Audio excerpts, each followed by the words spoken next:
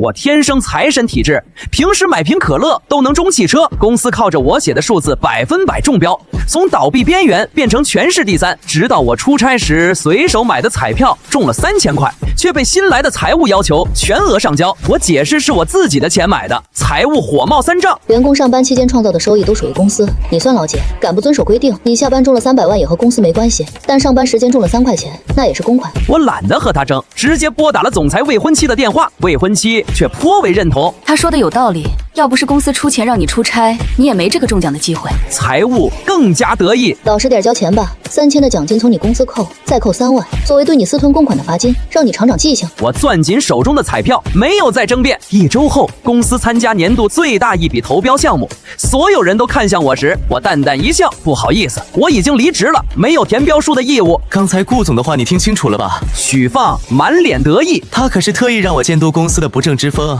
你还想贪污公款？做梦！我不想同他争辩，转身就要离开，许放却上前一手抓住我的手表，眼中闪过贪婪。东西交完了吗？就想走？你怎么可能买得起这么贵的表？我看也是出差时中奖得来的吧，一律充公。我压住自己的怒火，这块表是别人送的，和出差中奖没有任何关系。许放白眼一翻，哼，放屁！我看是出差靠巴结客户捞来的好处吧。你还真拼！我说你全国各地跟着飞是为了什么？原来是到处攀附关系混资源。同事们也压低声讨论，怪不得李岩每次回来都说中奖了，现在看来哪里是中奖，分明是靠攀附别人换来的好处。许放眼中闪过一丝狡黠，怎么？你说这是靠巴结别人得来的，还是出差期间中奖得来的？同事们看我脸色不善，有人出来打圆场。李岩，你就承认是中奖得来的吧，1块表而已，没必要赔上名声啊。是啊，大不了充公就是，下次注意就行了。一股怒气直冲脑门，我冷冷地抬手指向一人：你脚上的鞋是12月出差时买的，你上个月出差时买了一套游戏机，还有你。我看向刚刚闹得最凶的小李，你之前还在炫耀你老婆怀孕是之前出差时探班一次就中，照你们这么说，这些东西通通都该上交给公司喽。众人一时语塞，我走到许放面前，如果他们都没有上交，你凭什么要求我交？许放一时脸上挂不住，夺过表往地上狠狠一砸，手表顿时碎开。还给你，你怎么没接住啊？我对他忍无可忍，准备报警，手机却被人抢走，狠摔在地上。够了，你还要闹到什么时候？顾威沉着脸出来制止。李岩，我警告你，不要得寸进尺，还敢用报警威胁同事，现在立马给许放道歉。许放也一改刚刚的嚣张，露出抱歉的神态。李岩哥，对不起，我不是故意的，我赔给你吧。顾威将许放护在身后，轻声安慰。转身面对我时，顾威眼中只有厌恶。1块表而已，小题大做。我深呼吸，将心头的情绪逼了回去。这是我未婚妻送我的周年礼物。顾威这时才看见地上面目全非的手表，微微愣了愣。我笑了笑，你说的对，1块表而已，有什么重要的？反正我也已经决定和他分手了。说完，我将表捡起，扔进垃圾桶，转身离开。当天晚上，顾威给我打了无数个电话，我直截了当的提了分手。顾威好说歹说无果，最后放下狠话，让我别后悔。第二天一早到公司，刚坐下，一条附近的视频就推送给了我。许放对着镜头笑得得意。家人们，主播这个职场新人，今天面对想要侵占公款的职场老油条重拳出击。那个老员工仗着我是新财务，还想昧下3000块公款，被我严词拒绝，给他一顿教育呢。他还想给总裁打电话告状，可惜总裁罩着我，他都快气死了。总裁还打电话表扬我做得对，说要给我涨奖金。评论区很快刷到了99，支持博主，这种职场老油子就该这样收拾。博主公司有你，真是公司的福气，3000都敢贪。要不是博主出来制裁，他指不定以前贪了多少。看见这个结局，乳腺舒畅了。许放颠倒黑白的说辞引来一片叫好，评论区下还有几个眼熟的 ID 点赞。我认出有几个还是刚刚把合同送过来让我帮忙开光的同事。我看着桌上堆积着的合同，一挥手将他们移到一旁。很好，以前同事拿来合同找我帮忙，我都是来者不拒。他们倒是忘了，这是出于同事间帮忙的情分，不是我的义务。我在心底冷笑，不都说我是老油条吗？那我就严格按照劳动合同的规定，以后办事加不了一点，出差费谁爱挣谁挣。我整理好心情，一到下班时间就准备离开，还没走出门就被同事七嘴八舌的叫住。李岩，刚刚的合同你都看完了吗？你怎么不给我抱过来啊？就是，我那份怎么还不拿过来？急着用呢。许放走了过来，对着我就是一通咆哮。这么多同事还在加班，都等着你看文件，你倒是偷奸耍滑想跑。你要是不想干了，自己滚去辞职。辞职是不可能的，当初这个公司濒临倒闭，可是靠我才起死回生。高层奖励给了我无耻的3年期限制性股票，只要我在公司干满3年就可以兑换了。现在离3年之期还有最后2周，我怎么可能会辞职离开？同样，只要我遵守规定，也没人能够无故将我开除。股票市值算下来差不多3000万，怎么也得拿了钱再走。我回头指了指墙上的时钟，挑眉笑笑，偷奸耍滑？没有吧？我可是严格按照你说的上班时间才走的。许放气的脸色铁青，就你这种态度，不怕我告诉顾总吗？我有什么好怕的？我一切都是按照规定来的，随便。我不顾许放的大喊大叫，转身离开了。第二天一早，我刚到工位，旁边工位的同事见了鬼的表情看着我，惊恐的开口：“今天不是在 A 市有合同要谈，你怎么没跟着去啊？”我平静的开口：“和我有什么关系？又不是我的业绩。”同事悻悻的笑了笑。我这个随叫随到的免费人形锦鲤用多了，也是时候让他们试试靠自己的实力谈合同了。没一会儿，许放气势汹汹地将文件拍到桌上。李岩，你疯了吗？是谈合同，你为什么没去？你知道你给公司造成了多大的损失吗？看许放的反应，我就明白了。哦，原来他们靠自己的实力没谈下来。我不紧不慢地开口：“他们早上8点的飞机，而我是9点上班，赶不上啊！”许放恨得咬牙切齿：“赶不上你不知道早点去。我们公司和 A 市那个项目合作很久了，你搞砸了我们一个优质的老客户，你这是严重渎职。”我惊奇地看着他，没到我的上班时间，我为什么要去？建议你翻翻劳动合同，我的工作职责里没有陪着同事谈合同这一条。再说了，谈合同靠的都是实力，我一个只会赚差旅费占小便宜的人，去了也是添乱。许放气得直喘粗气。这时有人进来，在他耳边耳语几句。许放神情复杂，冷声警告：“瑞慈公司来签合同，史明要你来。我告诉你，这是你将功补过的唯一机会。你给我老实点。”我点点头，放心，一切都按公司的规定办。公司给我在上班时间安排的工作，当然不能推辞了。刚进会议室里，众人齐刷刷地看向我，准备听我讲解。我放下手中资料，利落地开口：“各位请回吧，之前谈的合约就此作废。”客户诧异：“这是怎么回事？你们公司是耍我们吗？”我勾起嘴角，不好意思，由于之前我们是下班时间谈成的单子，公司规定不作数，客户发了好一通火。许放连连鞠躬道歉，也没能挽回。客户一走，许放劈头盖脸冲我一顿咆哮：“你就是存心让公司不好过，一而再的毁掉公司的客户。”我双手一摊，无辜的开口：“不是之前你说的，员工上班期间创造的收益都属于公司，可这笔订单是我之前下班时间谈成的，要是合作中给公司造成了损失，可怎么得了？我知错就改，万万不能把这个隐患带给公司。”许放脸色扭曲，咬牙切齿：“你是故意的。”我摇了摇头，一脸惋惜：“不按你说的做有错，按你说的做还是有错。我到底要怎么做你才会满意啊？”许放死死地盯住我，吐出一句：“你别得意得太早。”我对他粗鄙的言语不自觉地皱眉，倒也没放在心上。第二天，顾威闯入我的办公室，不分青红皂白的对着我就是一顿狂骂：“我让许放替我管理公司，结果你仗着自己是老员工，专门和他对着干。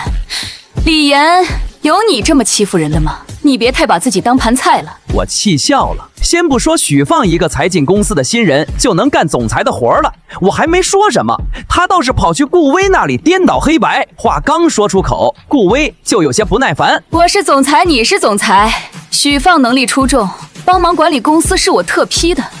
我想让谁来就是一句话的事，你有什么资格质疑？”我黑着脸不说话。顾威见状，语气也软了下来：“不要仗着你是我的未婚夫就搞特殊。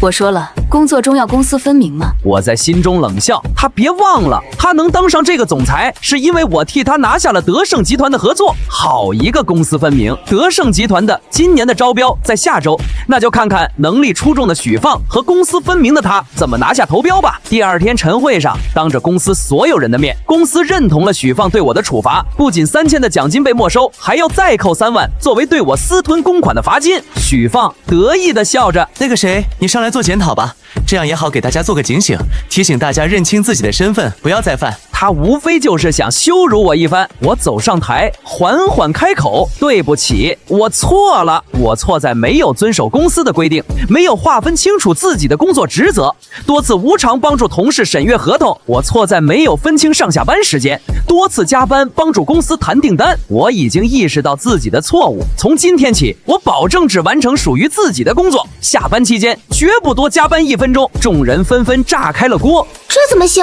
没有你合同怎么顺利签约？说不干就不干，你让我们怎么办？未免也太自私了。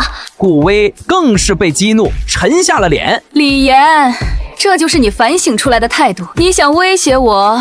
我告诉你，我不吃你这一套。说完，顾威愤怒离场。接下来的日子，我原来的工位被撤，工作也被换掉成了保洁。在许放的授意下，同事们每天都嘻嘻哈哈着在办公室内嗑瓜子。每次经过我身边时，许放总会嫌弃的捏着鼻子：“哎，你打扫了厕所就离我远点，一股味儿熏到我了，你赔得起吗？”和之前截然不同，让我做什么我就做什么，出奇的配合。一直到了周3，德盛集团的招标会，也是我股票期权到期的日子。我们公司的人一到现场，众人纷纷议论起来：“远达公司又来了，已经连续几年都是他们中标了。”是啊，说来也奇怪，他们的价格估得特别准，就像知道内幕一样。估计今天中标的还是他们。一起竞标的李总，半是埋怨，半是玩笑的开口：“顾总，你们公司要来就早说，我们就不来了。只要你们公司一出场，铁定是你们的，我们都是陪跑。”顾威嘴上谦虚，嘴角却已经压不住了。按照流程，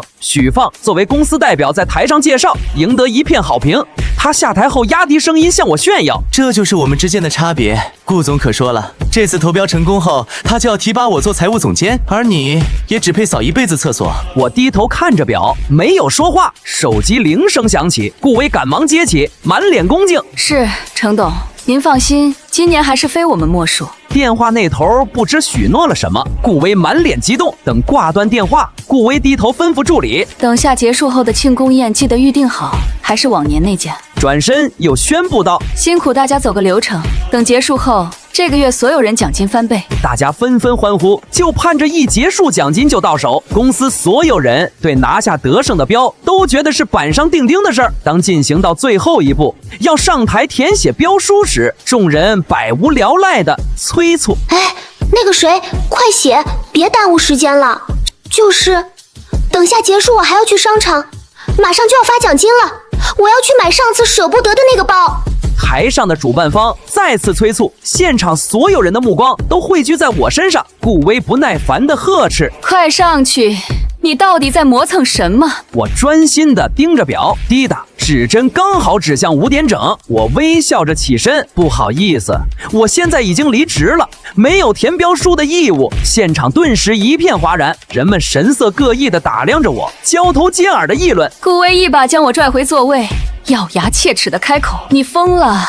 你在说什么疯话？你睁开眼看看现在是什么场合？”我面色不改，一把拍开他的手：“我清醒得很，倒是你，麻烦你睁大眼睛看看。我说了，我已经离职了，我可以离开了。”你，顾威怒火中烧：“你什么时候离职的？谁允许你离职的？”我将目光投向许放，许放慌张地打断：“李岩，这就是你的报复手段吗？你闹也要分下场合，现在可不是你发疯的地方。”顾威突然想到了什么，轻蔑地笑了：“李岩，你现在闹是想体现你的重要性吗？哗众取宠，我可没那么多时间陪你闹，立马上去老老实实地拿下德盛集团的合约。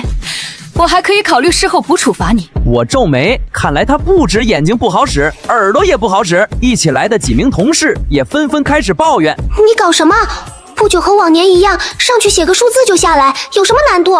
快去啊！非要耽误我们时间，想引起大家注意，真无聊。”我深吸一口气，看着这群蠢货。对，没错，对我来说就是写个数字而已，随手的事儿。可是我环视四周，牵起嘴角，凭什么要写呢？可是……同事涨红了脸，舌头有些打结。往年每年不都是你？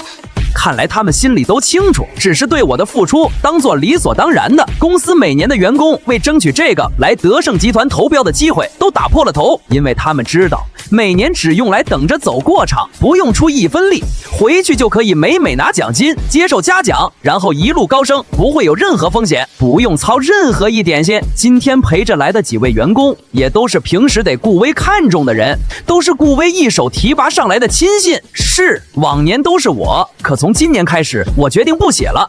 以前我严格遵守公司的规定，只在上班时间完成分内的工作，可现在我辞职了，不用遵守了吧？同事们一时答不上话，表情却十分僵硬。在我表明态度后，现场气氛僵住了。主办方还在催促，顾威赶忙上前和主办方交涉。好说歹说，主办方同意给我们公司宽限10分钟。顾威铁青着脸打量着我，你到底想怎么样？我还是和之前一样的回答，只是下班想回家而已。顾威盯着我半晌，说出的话让我一头雾水。你赢了。我有些发懵。顾威冷笑一声，装什么装？你大费周章不就是想引起我的注意吗？怎么上次非要和我分手后悔了，又不好意思开口，只有通过这样的手段来找我复合？顾威这话让在场所有人脸色一变。我和顾威的关系从来没有公开过，其实公司倒没有禁止办公室恋情，只是顾威自己介意，义正辞严地告诫我，我们绝对不能公开恋情，要是被人知道我们在一起了，我是总裁，你只是一个普通职员，别人怎么想你？会觉得你努力得来的一切都是靠我得来的，我这也是为你好。为我好，我不禁冷笑，就因为他一句要避嫌，明明我早就具备升职的条件，可每次升职都没我，眼睁睁的看着不如我的同事都做了我的领导，他还故意打压我，让我做一个普通员工，只是为了让我避嫌。但他对着许放又换了一副面孔，不仅大力提拔许放，想尽一切办法的为他铺路，丝毫不在意别人的目光。许放才来3个月，他就放权，就让许放帮他管理公司，现在又急着把签下德胜集团的功劳安在许放身上，让他实现3连跳，想让一个刚大学毕业的应届生做财务总监。合着这时候没有想到要避嫌了，那之前做他的未婚夫还真倒霉。顾威看我没有开口，扬了扬下巴，你现在立马补救你的错误，我可以考虑再给你一个机会，或许我们还有机会复合，婚约还能继续。还没等我开口，许放倒是惊呼反对，怎么能这样？顾总，你明明已经和他分手了，他这不是拿德胜集团的合约要挟你吗？顾威倒是死死盯着我的反应，在他看来，我应该感恩戴德的立马答应，晚1秒都是对他的不尊重。我淡淡的笑了笑，别这么自作多情好吗？我对你没有任何想法，好不容易分手了，我怎么又可能求复合？你想多了。话说完了吗？说完了就麻烦让条路。你对现在我的吸引力，还不如现在让我准时下班。顾威没想到我会这么不留情面，咬牙道：你可想清楚了，你年纪都这么大了，要是离了我，你哪里还找得到条件这么好的未婚妻？他还真自恋，他所谓的条件好，还不是靠我得来的吗？现在反倒他还装上了。我看透了他的德行，已经懒得再和他多费口舌了，准备绕路离开。刚走出去2步，就被人抓住手腕。你别给脸不要脸！顾威恼羞成怒，我告诉你，别拿辞职威胁我。你今天只要没上去帮我拿下德胜集团的合约，你就真的别想再回公司了，立马滚蛋！我眼皮都懒得抬，随便你想怎样都行。顾威见软的不行，索性暴露真面目，直接威胁起来。你别想着给我扯什么劳动法，我告诉你，只要你在公司1天，我有100种方式让你自己受不了乖乖辞职。你也别想着去其他公司就职，在行业里封杀你一个普通员工，对我来说轻而易举。你做事之前最好考虑清楚后果。我笑出了声，顾威愣了愣，转而恶狠狠地开口：怎么，你不信？我信，我当然信。你干了一段时间的总裁，要封杀我这个小员工，也就是你一句话的事儿。不过你怎么也不想想，为什么之前你们让我做保洁时，我为什么没有反抗，反而今天选择罢工呢？顾威隐约有种不好的预感，下意识地问出了口：为什么？因为就在刚刚，不仅是我辞职，我淡淡的开口，我为期3年的股票期权也到了。也就是说，从现在开始，我的身份不再是远达公司的员工，更是远达公司持有5日股份的股东。什么？许放最先反应过来，厉声叫道：不可能！你一个小员工，有什么资格拿到5叉的股票期权？你少在这里吓唬人！许放是新来的，当然不知道我做的贡献，因为我的财神体质，无论是我经手的合同，还是最新研发的机器，都运行的无比顺利，所以公司在各地的大大小小谈判都要我在场。我拿着公司的平均工资，干着最累的活儿。之前公司濒临破产，也是靠我写的数字中标。董事会为了奖励我的功劳，同时也是为了套牢我，给我3年期的股票期权，再正常不过了。顾威和其他几名同事脸色凝重了起来。我的功劳他们最清楚不过了。我看向顾威，要不你告诉他，我到底有没有资格拥有这50的股票？顾威愣在了原地，没有说话。我意味深长地开口，所以你刚刚拿来威胁我的，恰好是我最不重要的东西，也用不着你大费周章去在业界封杀我了。我刚刚才看了公司现在5傻的市值，比我想象中还高，够我舒舒服服过一辈子了。我还要感谢你们，感谢许放，要不是他让我的彩票充公，让我醒悟，说不定我就算拿到了股权，还是会选择在公司勤勤恳恳当一个小职员。几人脸色更加难看了。这时10分钟期限到了，主办方再次过来催促，顾威开始真正的着急了，态度180度大转弯，语气诚恳：李岩，之前是我做的不对，我给你道歉，你别放在心上。这次德胜集团的合约对公司有多重要，你是知道的。要是拿不下来，我们在场的所有人都会被牵连。你有什么气冲我来撒，我都受着。几名同事见事情到了这个地步，怕后面真的没拿下合约，没法收场，也紧张起来，纷纷道歉。李岩，之前有什么做的不好的，你大人不计小人过，原谅我们。可这个关键时候可不能开玩笑啊！对，之前那些事其实都是许放说的，他让我们一起孤立为难你的，都不是我们的本意。你看看，别和我们一般见识。顾威想起了什么，急忙开口：只要你愿意帮我们拿下这次的合同，我回去就开除许放，永远不会让他再有机会进远大。同事也连忙附和。看到眼前这一幕，许放不可置信地瞪大了双眼。凭什么要开除我？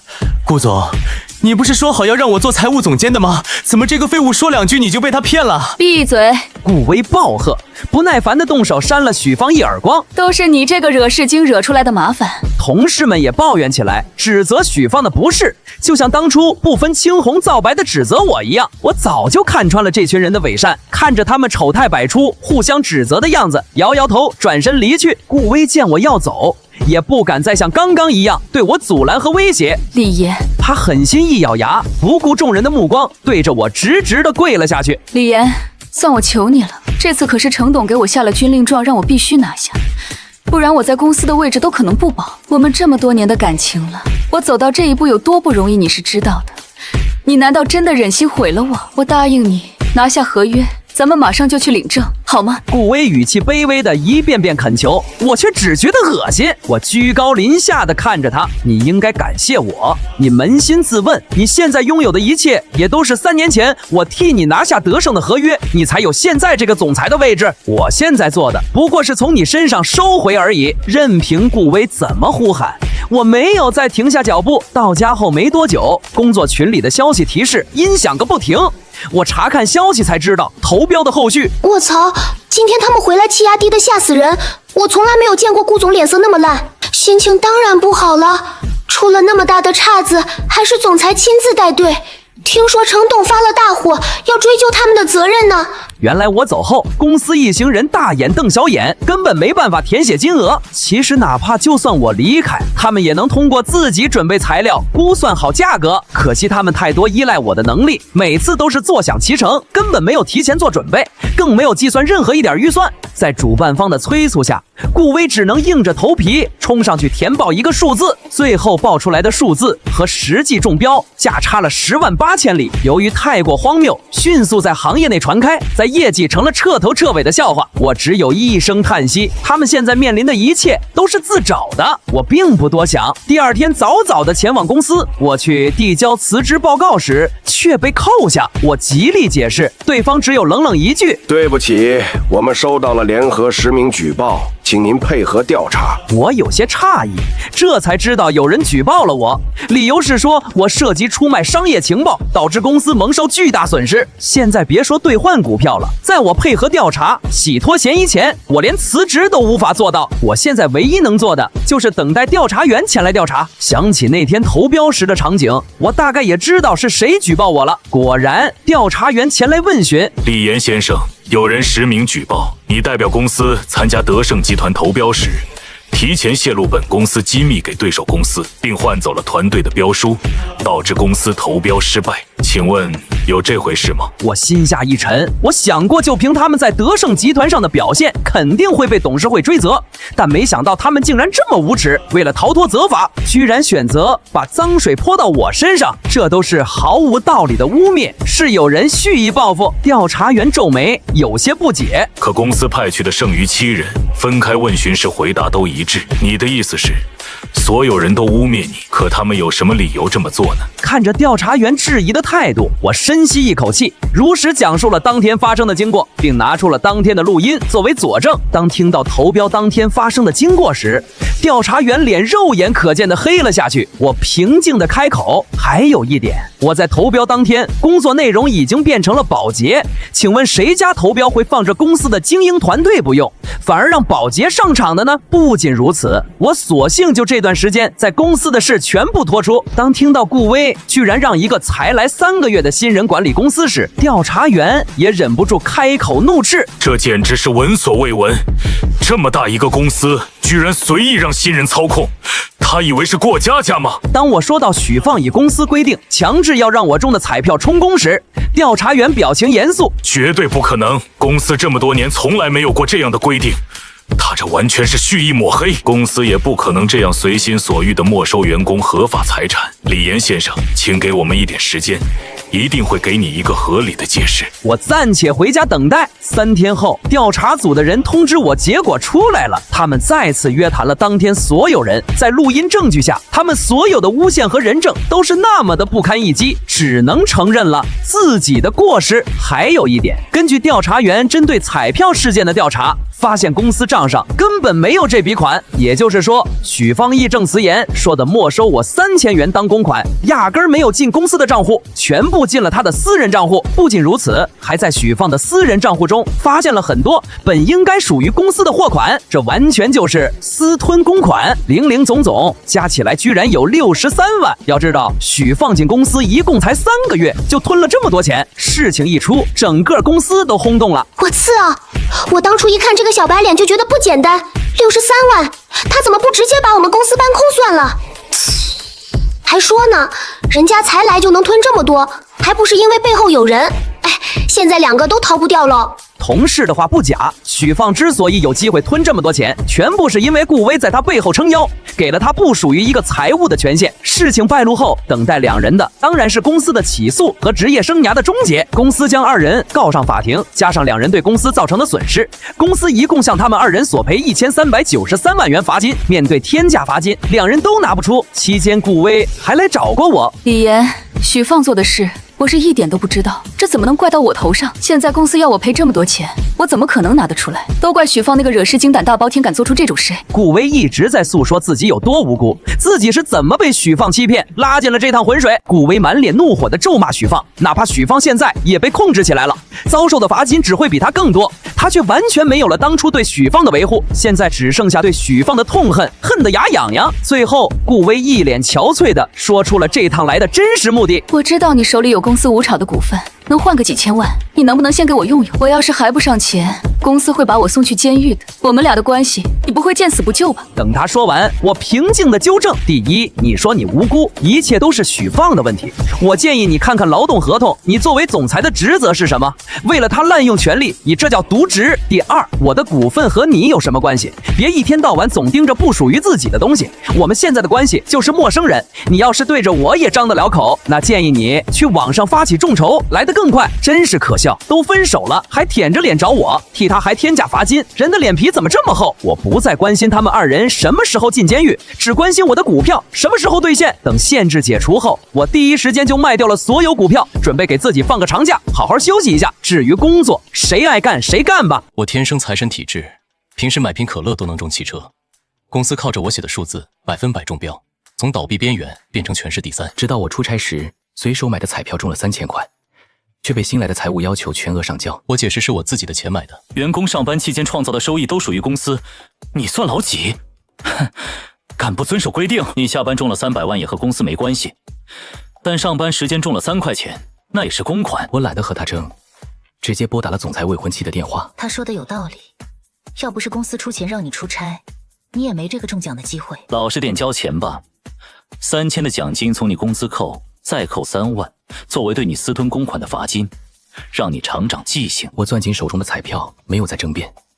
1周后，公司参加年度最大一笔投标项目，所有人都看向我时，不好意思，我已经离职了，没有填标书的义务。刚才顾总的话你听清楚了吧？他可是特意让我监督公司的不正之风，你还想贪污公款？做梦！我不想同他争辩，转身就要离开，徐放却上前一手抓住我的手表，眼中闪过贪婪。东西交完了吗？就想走？你怎么可能买得起这么贵的表？我看也是出差时中奖得来的吧，一律充公。这块表是别人送的，和出差中奖没有任何关系。放屁！我看是出差陪哪个大姐睡觉得来的报酬吧。你还真拼！我说你全国各地跟着飞是为了什么？原来是全国都有业务，到处卖身做鸭。同事们也压低声讨论。怪不得李岩每次回来都说中奖了，现在看来哪里是中奖，分明是卖身人家给他的报酬。怎么？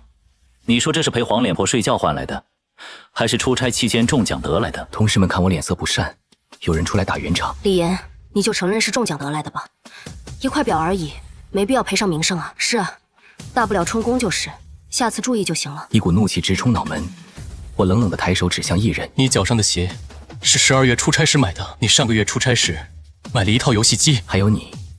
我看向刚刚闹得最凶的小李。你之前还在炫耀你老婆怀孕是之前出差时探班一次就中。照你们这么说，这些东西通通都该上交给公司喽？众人一时语塞。如果他们都没有上交，你凭什么要求我交？许芳一时脸上挂不住，夺过表往地上狠狠一砸，手表顿时碎开。还给你，你怎么没接住？我对他忍无可忍，准备报警，手机却被人抢走，狠摔在地上。够了，你还要闹到什么时候？李岩，我警告你，不要得寸进尺，还敢用报警威胁同事。现在立马给许芳道歉。李岩哥，对不起，我不是故意的，我赔给你吧。顾威将许芳护在身后，轻声安慰。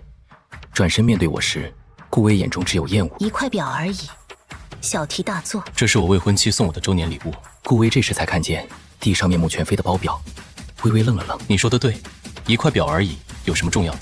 反正我也已经决定和他分手了。说完，我将表捡起扔进垃圾桶，转身离开。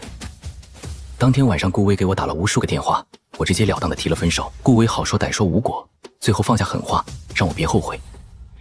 第二天一早到公司刚坐下，一条附近的视频就推送给了我。家人们，主播这个职场新人今天面对想要贪污公款的职场老油条重拳出击。那个油腻男仗着我是新财务，还想昧下3000块公款，被我严词拒绝，给他一顿教育呢。他还想给总裁打电话告状，可惜总裁罩着我，他都快气死了。总裁还打电话表扬我做得对，说要给我涨奖金。评论区很快刷到了99。支持博主，这种职场老油子就该这样收拾。博主公司有你真是公司的福气，3000都敢贪，要不是博主出来制裁，他指不定以前贪了多少。看见这个结局，乳腺舒畅了。许芳颠倒黑白的说辞引来一片叫好，评论区下还有几个眼熟的 ID 点赞。我认出有几个还是刚刚把合同送过来让我帮忙开工的同事。我看着桌上堆积着的合同，一挥手将他们移到一旁。很好，以前同事拿来合同找我帮忙，我都是来者不拒。他们倒是忘了，这是出于同事间帮忙的情分，不是我的义务。我在心底冷笑。不都说我是老油条吗？那我就严格按照劳动合同的规定，以后办事加不了一点。出差费谁爱挣谁挣。我整理好心情，一到下班时间就准备离开，还没走出门就被同事七嘴八舌的叫住。李岩，刚刚的合同你都看完了吗？你怎么不给我报过来啊？就是，我那份怎么还不拿过来？急着用呢。这么多同事还在加班，都等着你看文件，你倒是偷奸耍滑想跑。你要是不想干了，自己滚去辞职。辞职是不可能的。当初这个公司濒临倒闭，可是靠我才起死回生。高层奖励给了我5春的3年期限制性股票，只要我在公司干满3年，就可以兑换了。现在离3年之期还有最后2周，我怎么可能会辞职离开？同样，只要我遵守规定，也没人能够无故将我开除。股票市值算下来差不多3000万，怎么也得拿了钱再走。我回头指了指墙上的时钟，挑眉笑笑。偷奸耍滑？没有吧？我可是严格按照你说的上班时间才走的。许放气得脸色铁青。就你这种态度，不怕我告诉顾总吗？我有什么好怕的？我一切都是按照规定来的，随便。我不顾许放的大喊大叫，转身离开了。第二天一早，我刚到工位，旁边工位的同事见了鬼的表情看着我，惊恐的开口：“今天不是在 A 市有合同要谈，你怎么没跟着去啊？”和我有什么关系？又不是我的业绩。同事悻悻地笑了笑，我这个随叫随到的免费人形经理用多了，也是时候让他们试试靠自己的实力谈合同了。没一会儿，许放气势汹汹地将文件拍到桌上：“李岩，你疯了吗？试谈合同你为什么没去？你知道你给公司造成了多大的损失吗？”看许放的反应，我就明白了。哦，原来他们靠自己的实力没谈下来。他们早上8点的飞机，而我是9点上班。赶不上啊！赶不上你不知道早点去。我们公司和 A 市那个项目合作很久了，你搞砸了我们一个优质的老客户，你这是严重渎职。没到我的上班时间，我为什么要去？建议你翻翻劳动合同，我的工作职责里没有陪着同事谈合同这一条。再说了，谈合同靠的都是实力，我一个只会赚差旅费占小便宜的人，去了也是添乱。许放气得直喘粗气，这时有人进来，在他耳边耳语几句：“瑞慈公司来签合同，指明要你来。我告诉你，这是你将功补过的唯一机会，你给我老实点。”放心，一切都按公司的规定办。公司给我在上班时间安排的工作，当然不能推辞了。刚进会议室里，众人齐刷刷地看向我，准备听我讲解。我放下手中资料，利落地开口：“各位请回吧，之前谈的合约就此作废。”这是怎么回事？你们公司是耍我们吗？不好意思，由于之前我们是下班时间谈成的单子，公司规定不作数。客户发了好一通火，许放连鞠躬道歉也没能挽回。客户一走，许放劈头盖脸冲我一顿咆哮：“你就是存心让公司不好过，一而再的毁掉公司的客户。”不是之前你说的，员工上班期间创造的收益都属于公司，可这笔订单是我之前下班时间谈成的，要是合作中给公司造成了损失，可怎么得了？我知错就改，万万不能把这个隐患带给公司。许放脸色扭曲，咬牙切齿：“你是故意的！不按你说的做有错，按你说的做还是有错。我到底要怎么做你才会满意啊？”许放死死地盯住我，吐出一句：“烂人，你别得意的太早。”我对他粗鄙的言语不自觉地皱眉，倒也没放在心上。第二天，顾威闯入我的办公室，不分青红皂白地对着我就是一顿狂骂：“我让许放替我管理公司，结果你仗着自己是老员工，专门和他对着干。李岩，有你这么欺负人的吗？你别太把自己当盘菜了。”我气笑了。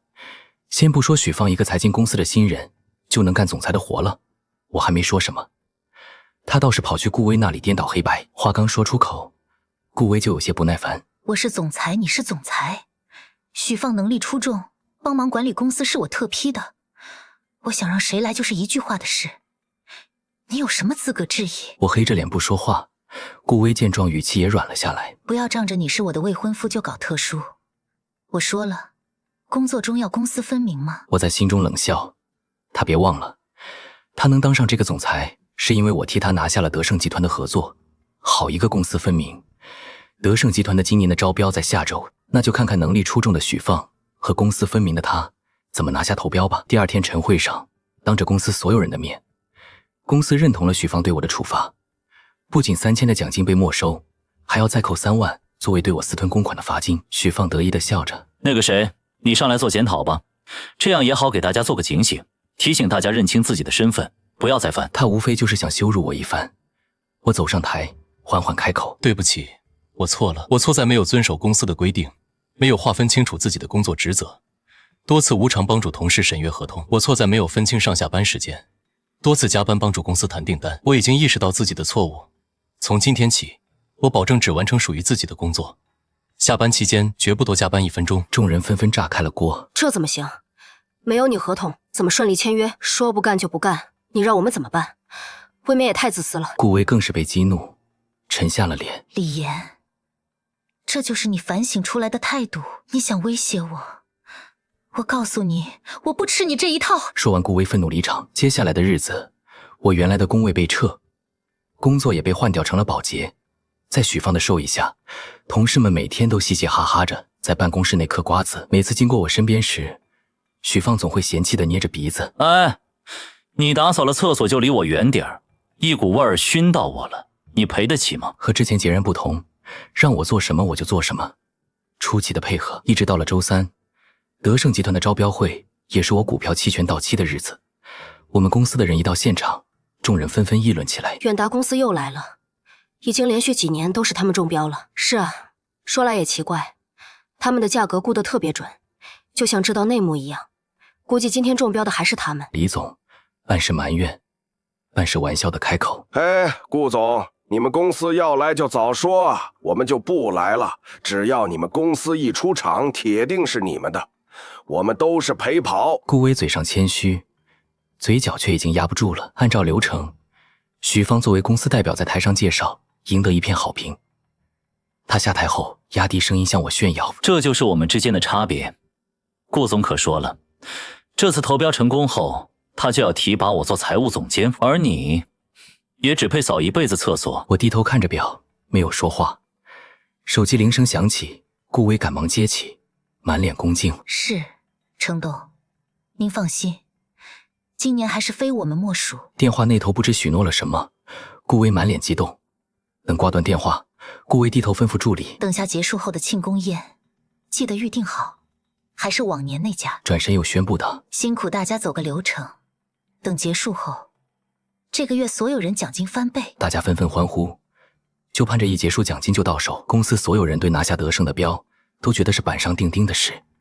当进行到最后一步，要上台填写标书时，众人百无聊赖的催促：“哎，那个谁，快写，别耽误时间了。就是等下结束，我还要去商场，马上就要发奖金了，我要去买上次舍不得的那个包。”台上的主办方再次催促，现场所有人的目光都汇聚在我身上。顾威不耐烦地呵斥：“快上去！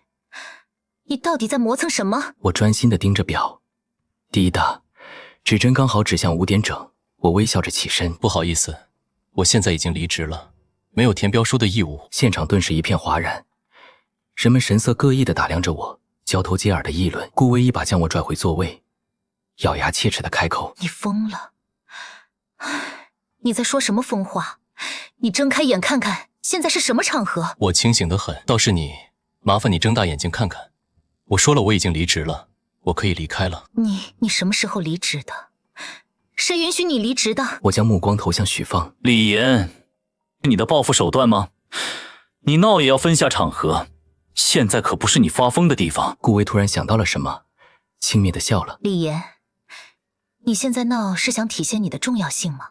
哗众取宠，我可没那么多时间陪你闹，立马上去老老实实的拿下德盛集团的合约，我还可以考虑事后补处罚你。”我皱眉，看来他不止眼睛不好使，耳朵也不好使。一起来的几名同事也纷纷开始抱怨：“你搞什么？不就和往年一样，上去写个数字就下来，有什么难度？快去啊！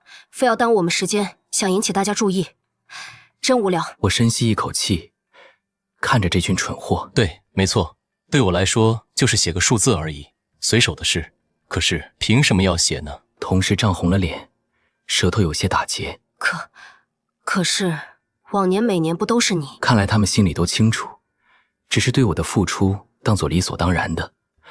公司每年的员工为争取这个来德盛集团投标的机会，都打破了头，因为他们知道，每年只用来等着走过场，不用出一分力，回去就可以美美拿奖金，接受嘉奖，然后一路高升，不会有任何风险，不用操任何一点心。今天陪着来的几位员工，也都是平时得顾威看重的人，都是顾威一手提拔上来的亲信。是，往年都是我，可从今年开始，我决定不写了。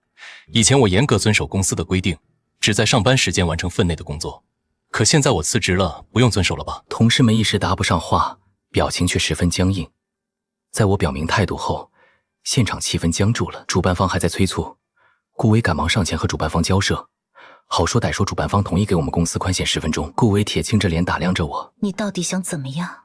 我还是和之前一样的回答，只是下班想回家而已。顾威盯着我半晌，说出的话让我一头雾水。你赢了。我有些发懵。顾威冷笑一声：“装什么装？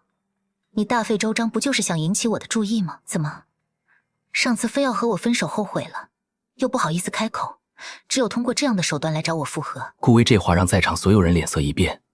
我和顾威的关系从来没有公开过，其实公司倒没有禁止办公室恋情，只是顾威自己介意，义正辞严地告诫我，我们绝对不能公开恋情，要是被人知道我们在一起了，我是总裁，你只是一个普通职员，别人怎么想你，会觉得你努力得来的一切都是靠我得来的，我这也是为你好。为我好，我不禁冷笑。就因为他一句要避嫌，明明我早就具备升职的条件，可每次升职都没我。眼睁睁地看着不如我的同事都做了我的领导，他还故意打压我，让我做一个普通员工，只是为了让我避嫌。但他对着许放又换了一副面孔，不仅大力提拔许放，想尽一切办法的为他铺路，丝毫不在意别人的目光。许放才来3个月，他就放权就让许放帮他管理公司，现在又急着把签下德胜集团的功劳安在许放身上，让他实现3连跳，想让一个刚大学毕业的应届生做财务总监，合着这时候没有想到要避嫌了。那之前做他的未婚夫还真倒霉。顾威看我没有开口，扬了扬下巴。你现在立马补救你的错误，我可以考虑再给你一个机会，或许我们还有机会复合，婚约还能继续。还没等我开口，许放倒是惊呼反对。怎么能这样？顾总，你明明已经和他分手了，他这不是拿德胜集团的合约还要挟你吗？顾威倒是死死盯住我的反应，在他看来，我应该感恩戴德的立马答应，晚1秒都是对他的不尊重。别这么自作多情好吗？我对你没有任何想法，好不容易分手了，我怎么又可能求复合？你想多了。话说完了吗？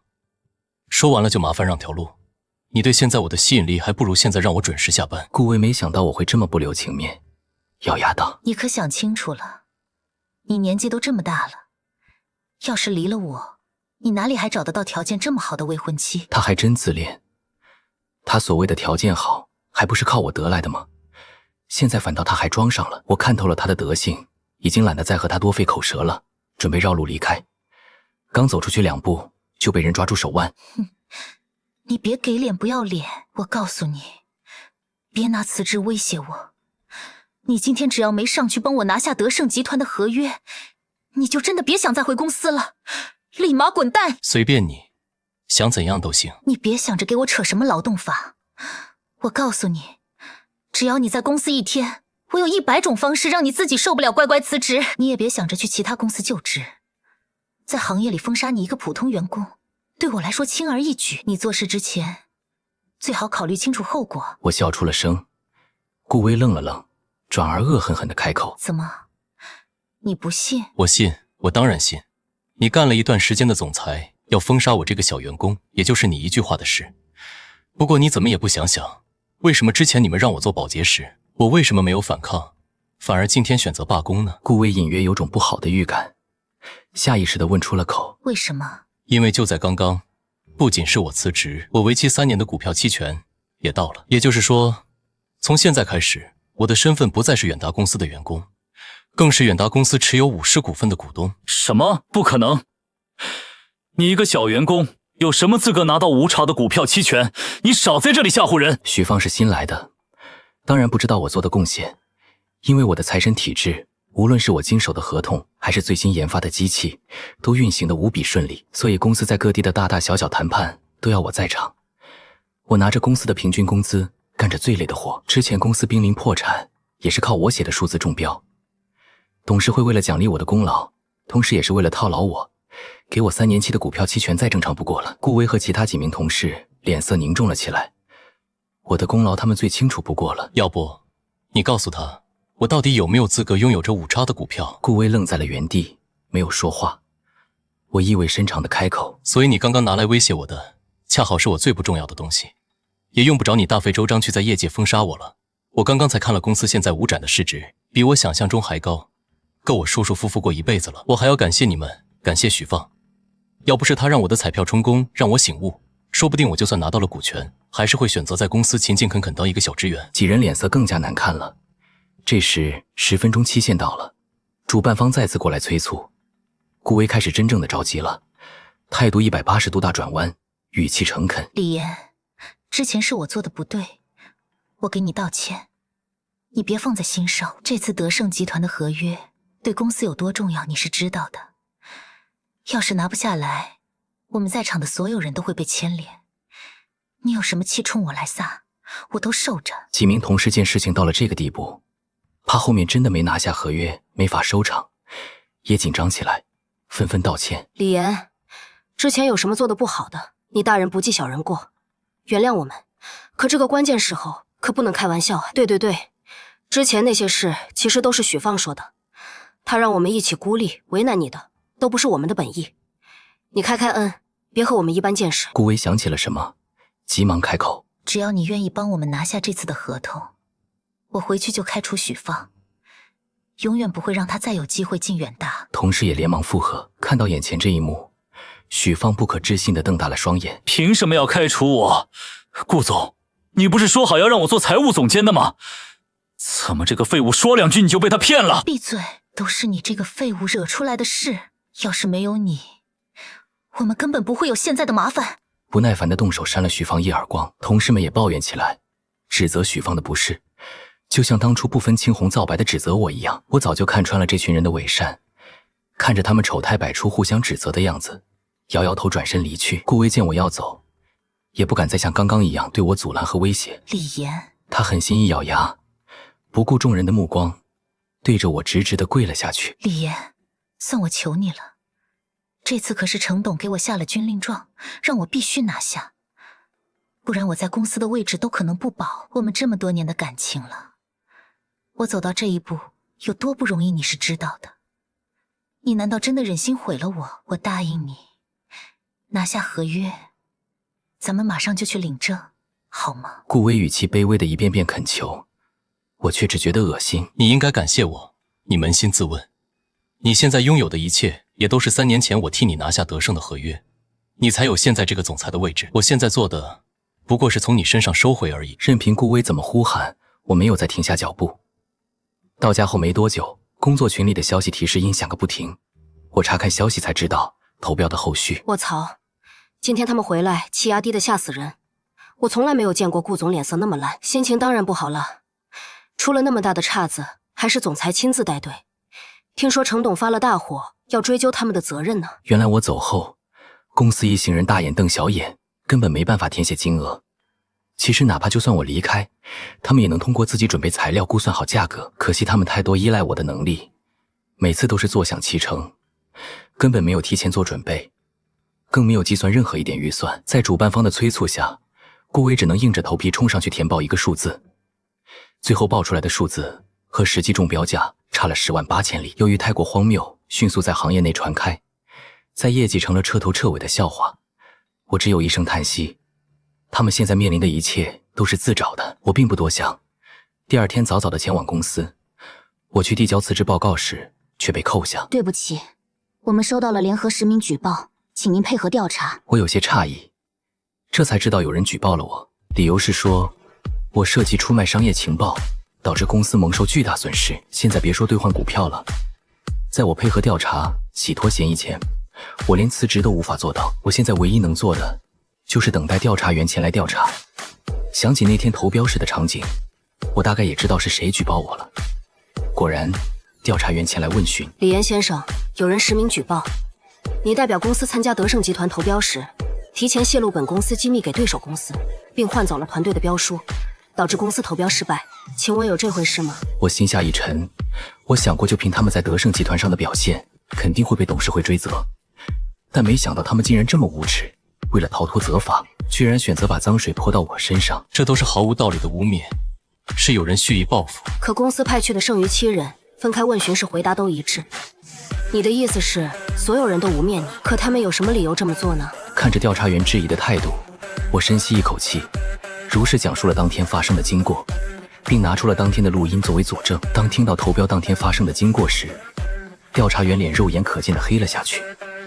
我平静的开口，还有一点，我在投标当天工作内已经变成了保洁，请问谁家投标会放着公司的精英团队不用，反而让保洁上场的呢？不仅如此，我索性就这段时间在公司的事全部拖出。当听到顾威居然让一个才来3个月的新人管理公司时，调查员也忍不住开口怒斥，这简直是闻所未闻，这么大一个公司居然随意让新人操控，他以为是过家家吗？当我说到许放以公司规定强制要让我中的彩票充公时，调查员表情严肃：“绝对不可能，公司这么多年从来没有过这样的规定，他这完全是蓄意抹黑，公司也不可能这样随心随欲地没收员工合法财产。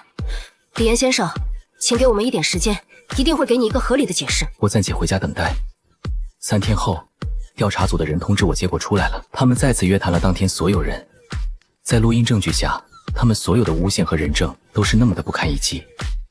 只要承认了自己的过失。还有一点，根据调查员针对彩票事件的调查，发现公司账上根本没有这笔款，也就是说，许芳义证词言说的没收我3000元当公款，压根没有进公司的账户，全部进了他的私人账户。不仅如此，还在许芳的私人账户中发现了很多本应该属于公司的货款，这完全就是私吞公款，零零总总加起来居然有63万。要知道，许芳进公司一共才3个月，就吞了这么多钱。